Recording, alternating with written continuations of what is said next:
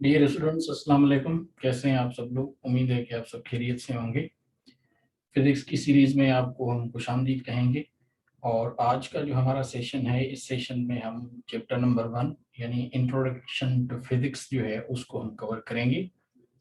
आपको याद दिलाते चलें कि हम इस सीरीज में फिजिक्स जो है उसको कंप्लीट उसका कोर्स है जो कि सेकेंडरी और हायर सेकेंडरी लेवल का है, हम उसको कवर करेंगे। और साथ में इसी चैनल पे आपको केमिस्ट्री और बायो भी जो है उसका भी कंप्लीट कोर्स जो है उसके ऊपर वीडियोस आपको मिलेंगे।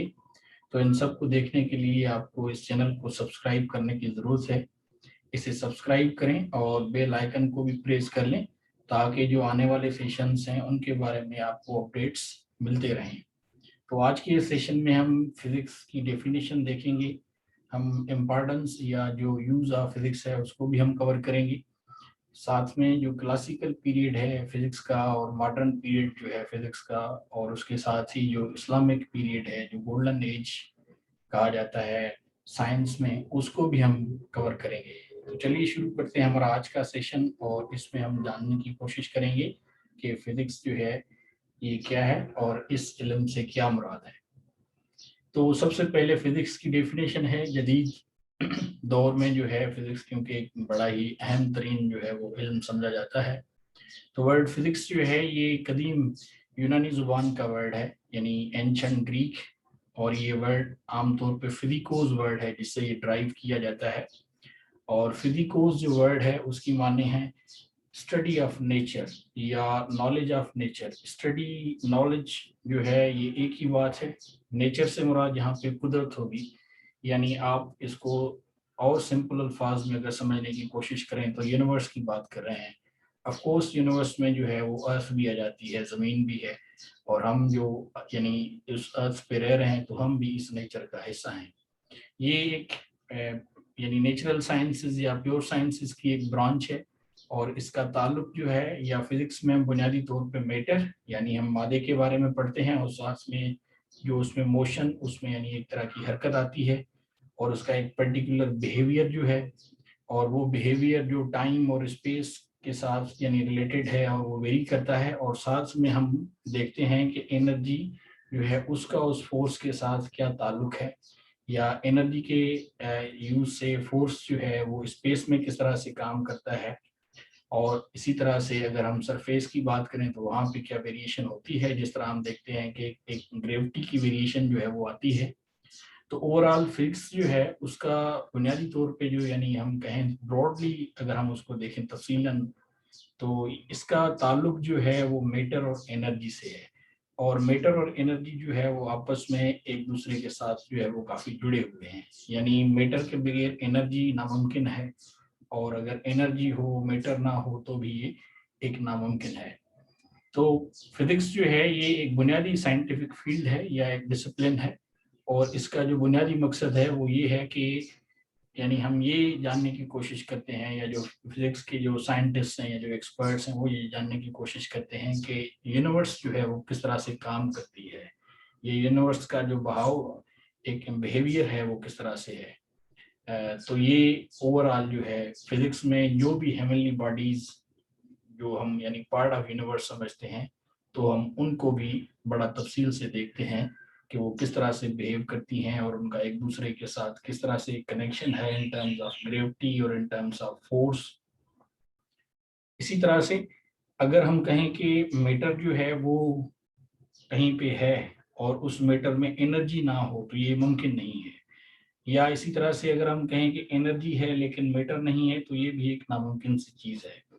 अगर हम इसको और भी तफसील से इसके अंदर हम जाके देखें, यानी हम अगर अपने लेंस को ज़रा और जो है वो फोकस करें और हम उसको जूम इन करें मैटर और एनर्जी में, तो हमें बुनियादी तौर पे मालूम होगा कि फिजिक्स जो है वो बेसिकली चार्जेस के साथ जुड़ी हुई है, या उससे उसका काफ़ी एक तरह का जो है वो अमल दखल है, यानी electrons and protons and neutrons.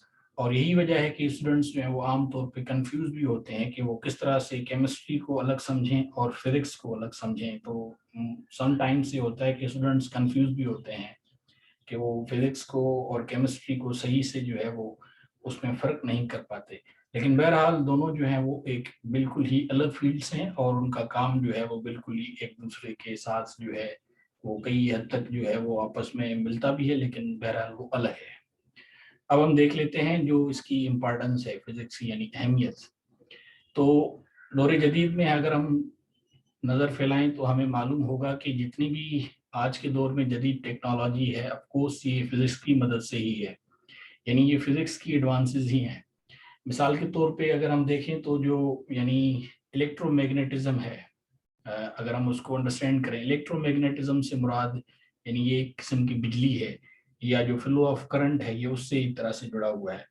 تو سالڈ اسٹیٹ فزکس اور اسی طرح سے نیوکلیئر فزکس اگر ہم ان کو دیکھیں تو ان کی وجہ سے دور جدید میں انسان نے کئی چیزیں جو ہیں وہ انوینٹ کی۔ ایک طرح کی ڈرامیٹک چینج جو ہے وہ ہم دیکھتے ہیں دور جدید کی جو انسانی معاشرہ ہے اس میں۔ آپ ٹیلی ویژن کا مثال لے لیں، آپ کمپیوٹرس دیکھ لیں، اسی طرح سے گھر میں مختلف چیزیں ہم استعمال کرتے ہیں، مثال کے طور پہ ایئر کنڈیشنس ہیں، ریفریجریٹرس ہیں، الیکٹرانک اپلائنسز ہیں اور مختلف چیزیں ہیں۔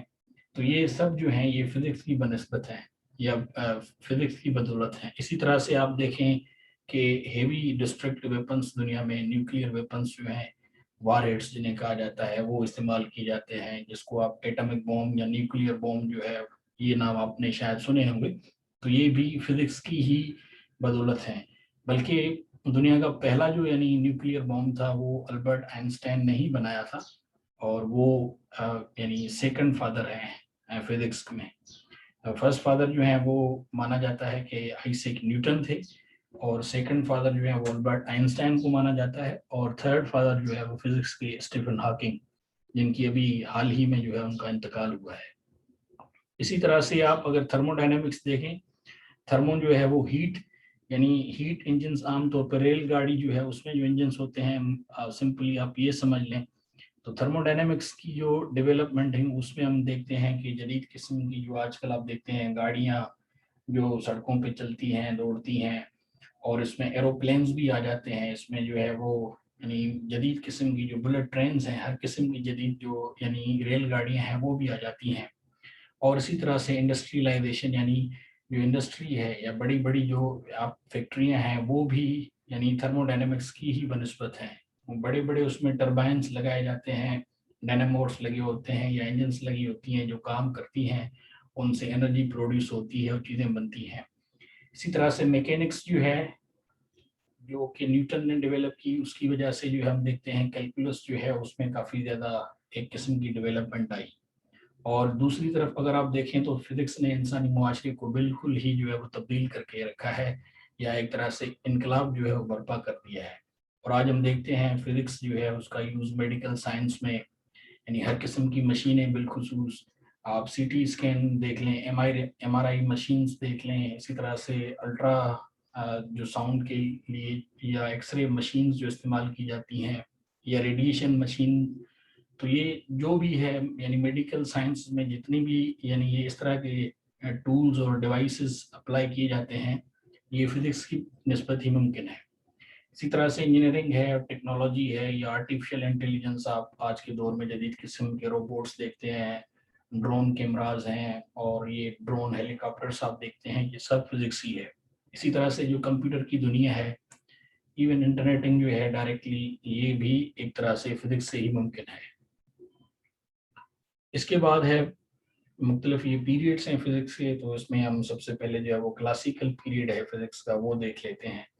تو یہ جو قدیم یا جو پہلا پیریڈ ہے فزکس کا، یہ بنیادی طور پہ اگر ہم اس کو تفصیل سے دیکھیں گے تو یہ ہمیں ایجپشین جو سویلائزیشن ہے، اسی طرح سے میسوپوٹامین سویلائزیشن ہے، پھر گریک سویلائزیشن ہے، تو یہاں ہمیں اس کی جو ہے وہ جڑیں ملیں گی۔ تو ہم ان کو چھوڑ کے تھوڑا جو ہے 17 سینچری میں آ جاتے ہیں، تاکہ آپ کو ایک طرح سے جو ہے وہ ایک سمجھنے میں اس کو آسانی ہو۔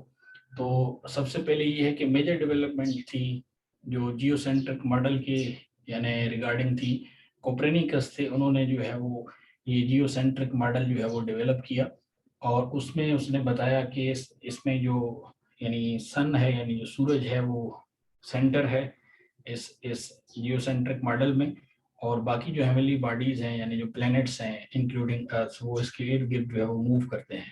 تو یہ اس نے جو ہے وہ پلینیٹری باڈیز جو ہے وہ ڈٹرمن کی تھیں 1609 اور 1619 کے یعنی بیچ میں. تو یہ ایک میجر چینج تھی، یا آپ یوں سمجھ لیں کہ ایک میجر ایڈوانسمنٹ تھی فزکس میں.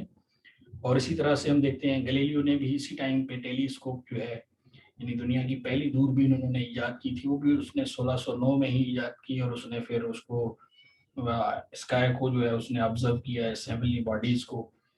اور اسی طرح سے 17th اینڈ 16th سینچریز ہیں، اس میں ہی ہم گلیلیو کے بعد دیکھتے ہیں مختلف ڈسکوریز جو ہیں وہ فزکس کی جو ہے وہ سامنے آئیں.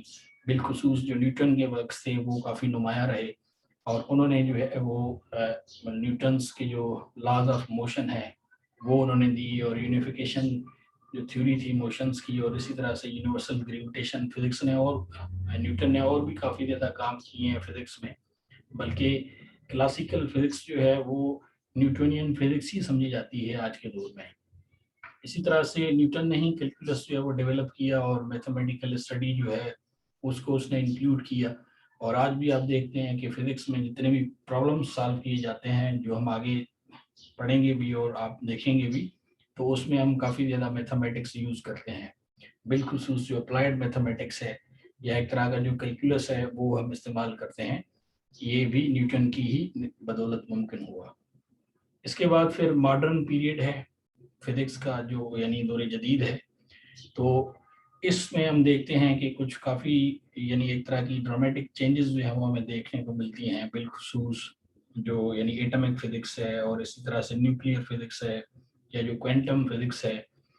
اور اسی طرح سے ہم دیکھتے ہیں بالخصوص جو آئنسٹائن کی جو تھیوری آف ریلیٹیوٹی تھی، تو اس نے جو ہے وہ بالکل ہی چینج کر کے رکھ دیا اس پورے یعنی فزکس کے سسٹم کو.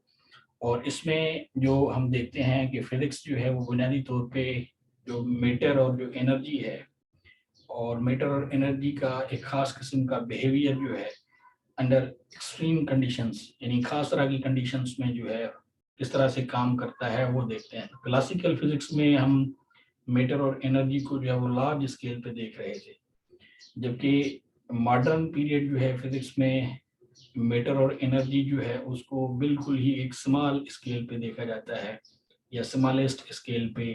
اور اس میں کیمیکل ایلیمنٹس جو ہیں ان کو بھی آئیڈینٹیفائی کرنا جو ہے وہ ممکن ہے. تو یہ ایک بنیادی طور پہ فرق ہے ماڈرن فزکس میں اور کلاسیکل فزکس میں. ایکسٹریملی ہائی انرجیز جو ہیں ان کی بات ہوتی ہے، جس طرح سے بلیک ہول تھیوریز ہیں، اور اس کے علاوہ اسپیس میں اور کافی زیادہ چیزیں ہیں جو اب چینج ہو رہی ہیں. اسپیس ہے، ٹائم، میٹر، انرجی جو ہے یہ بالخصوص ماڈرن پیریڈ آف جو فزکس ہے اس میں یہ اتنا زیادہ اہمیت کے حامل نہیں ہے، یا ان کو اتنا زیادہ جو ہے وہ اہم نہیں سمجھا جاتا.